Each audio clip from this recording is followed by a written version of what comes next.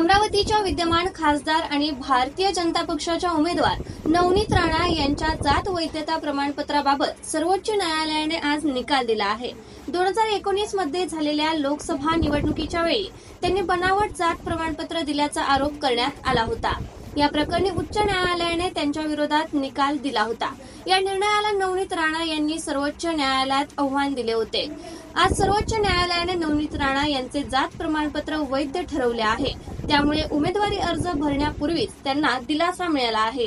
भाजपच्या नवनीत राणा आपला उमेदवारी अर्ज दाखल करणार आहेत। यावेळी त्या पहिल्यांदाच भारतीय जनता पक्षाच्या तिकिटावर निवडणूक लढवत आहेत। त्यांनी आपल्या प्रचाराला देखील सुरुवात केली आहे। त्यातच मीच निवडून येणार असल्याचा दावा देखील त्यांच्याकडून केला जात आहे।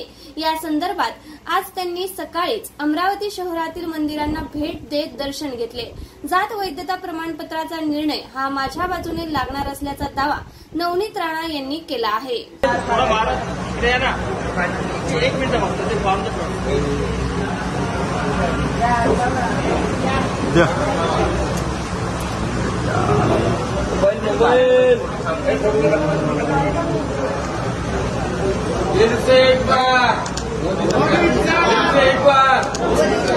आपकी बार अमरावती में कमल खिलेगा।